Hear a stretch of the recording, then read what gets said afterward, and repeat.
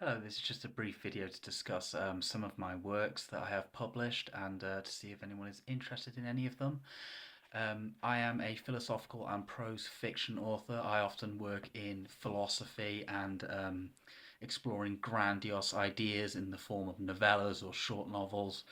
This first book that I'm going to talk about is called Void Around the Sunlight. It's my take on Dante's Divine Comedy, where he goes through hell or the Inferno, Purgatory, and then Paradise, Void Around Sunlight.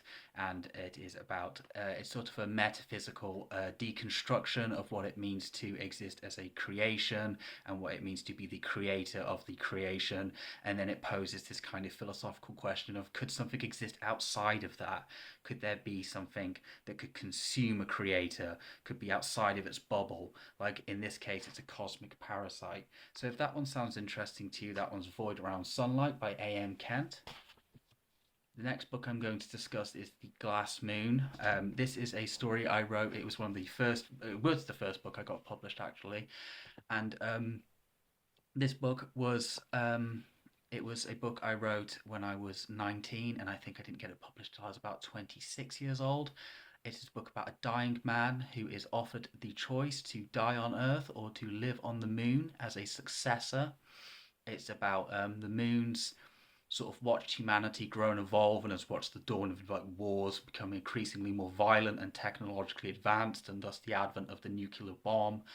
And the moon has grown tired and old and has started to recede away from Earth, which actually happens in space. Every year the moon recedes slightly more further away from Earth, and thus the marital ring of gravity around it is kind of being broken or stretched. And this book explores that. This book also explores the idea that I got from an Apollo module that crashed into the surface of the moon and made it ring like a bell for an hour. Um, it's quite interesting actually that happened, and it suggested that the moon was hollow or it was made of glass, hence the title The Glass Moon.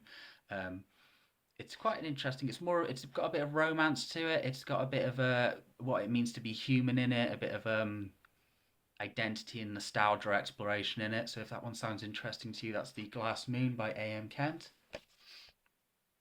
This one is Solar Anima Solace. This was three short. Oh, can't even say that.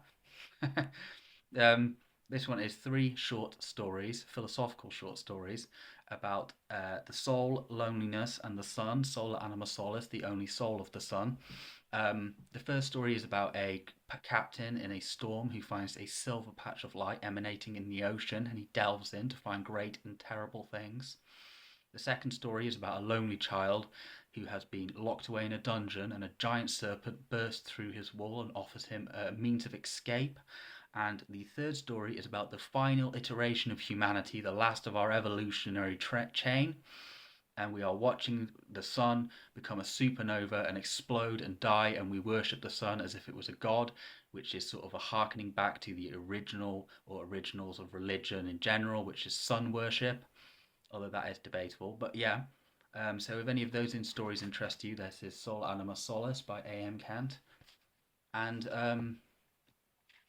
the final book is Sinless. This one's a bit grim, a bit dark, probably the darkest book I've wrote. Um, this one explores it's a dystopian town, a small town that has income of goods delivered to it based on a sin counter that rules the town. So if they exceed a certain amount of sins a year, then they do not receive the goods that they need to live into the town.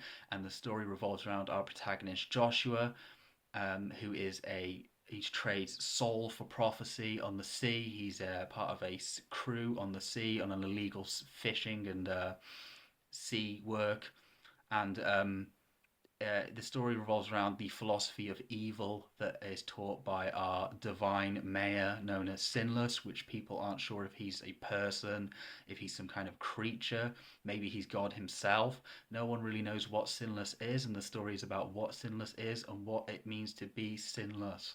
So this is Sinless by A.M. Kent.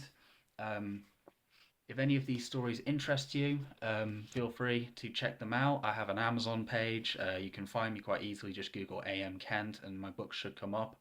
Um, yeah, and it's highly appreciated. Now I'm going to do this because it's